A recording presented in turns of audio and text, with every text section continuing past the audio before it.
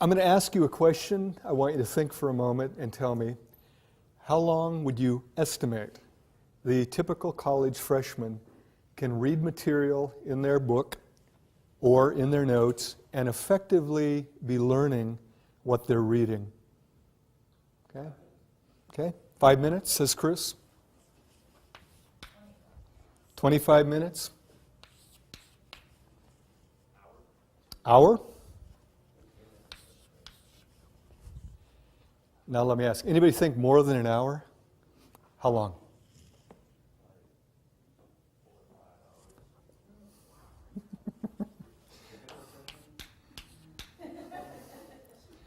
By the way, I had a guy, last time I did this, he said, I can do it about 6 hours.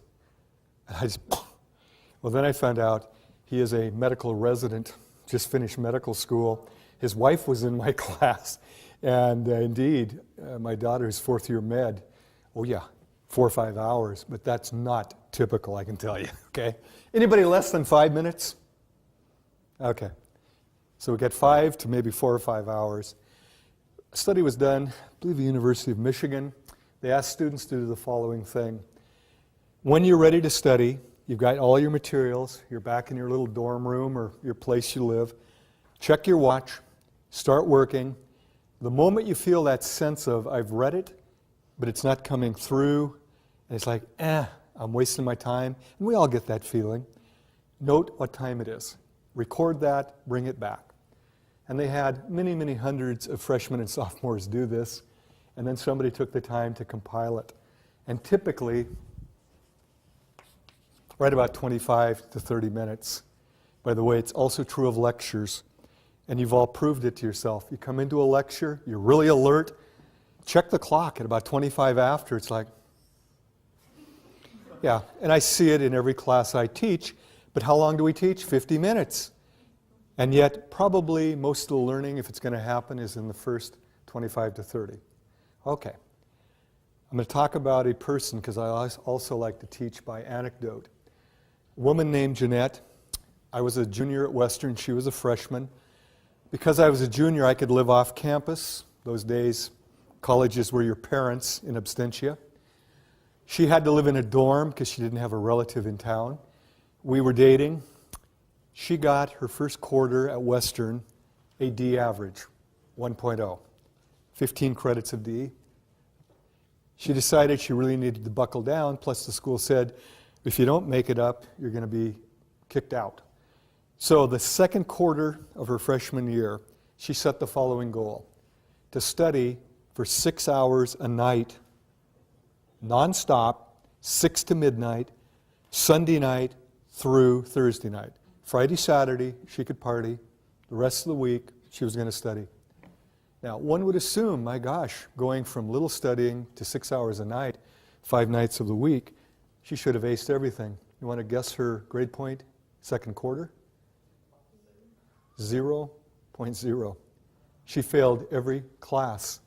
And this is why telling people to study more does not necessarily help. In some cases, it might actually worsen their performance. What I want to do is show you graphically what I'm talking about.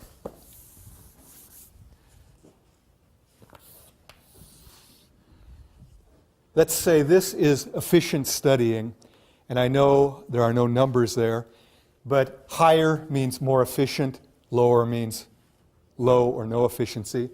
And this axis, we're looking at time. Here's what happens for the average student. For her, 6 o'clock in the evening, after her supper at the residency dining hall, she plopped herself down at her little study area and started studying. But here's what happened.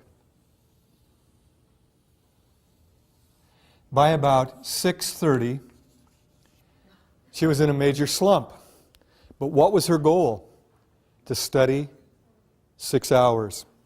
So she continued to sit at her little desk and stare at pages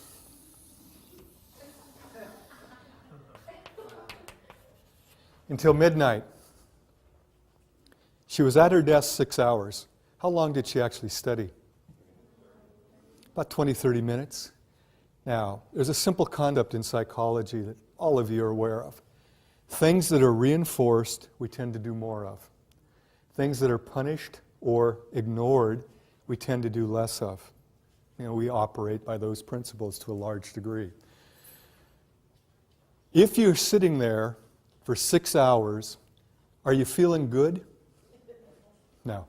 Once you get here, you're looking at your book going, I hate geography. I hate literature. I hate psychology. All the things we're trying to get you to fall in love with, you're hating it. And so her actual good studying was followed by 5.5 hours of pain and misery. I would bet you, I don't know for a fact, that as the quarter progressed, she sat down, and finally she was done before she even started. She sat down and just stared at a book, and she flunked every class. Now, had she taken this little seminar or figured things out on her own, she'd know what to do. First rule, the moment you start to slide, you're shoveling against the tide. What you need to do is what? Take a break. And here's what's cool about it. You can study for a half hour. It doesn't take a half-hour break to recharge your batteries. For most people, about 5 minutes. And this is where you go away, do something fun for 5 minutes. Call a friend, talk to a child, talk to a parent, a roommate. Enjoy some music. Do something you enjoy and actually say, this is my treat for having studied for 30 minutes effectively. Go back, and here's what happens. Your efficiency is nearly 100%. Study a half hour, take a break. Study a half hour, study a half hour. Now, had she done that over a course of 6 hours, she would have got about 5.5 hours of serious studying and about a half hour of total break time. I really don't believe she would have flunked out.